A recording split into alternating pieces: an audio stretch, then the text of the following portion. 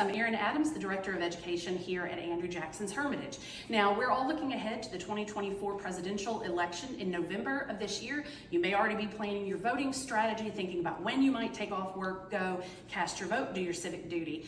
But it's worth reflecting a little bit on the differences between voting in our time and in the time of Andrew Jackson. Andrew Jackson runs for office on three different occasions for the presidency, 1824, 1828, 1832. And in that 8-year period, there's going to be quite an evolution of methods of campaigning, methods of voting.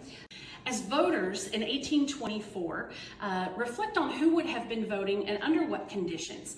First of all, it was white male voters. The property requirement for men to vote had largely begun to disappear by this point, and in a few cases there were even rights of free African American men to vote. It happened rarely, it's not in large numbers, but it was happening some at this period.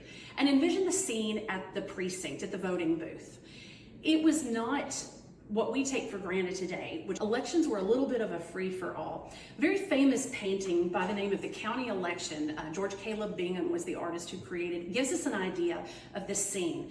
This is a rowdy tavern scene. Out on the steps of a tavern, the election official is taking people's votes. And what you can see unfold in this painting is there is alcohol present. There are, if not gambling directly present, there are certainly games and gaming going on. There's at least 2 people in the painting who have bandages, bloody bandages wrapped around their heads. In one case, one man is standing in the voting line being propped up under his armpits by a friend or a foe. There is a man, a candidate who is campaigning right at the very point of casting the ballot. And as you'll notice, there is absolutely no privacy. So we know that election officials across the country would do this in a number of different ways. You might step forward and verbally give your ballot choices. You might mark them on paper, or you might simply call them out in a crowd. Imagine if you cast your vote for a candidate and in that crowd, your minister is hearing it, your boss is hearing it, your family members, any rivals that you may have are hearing this.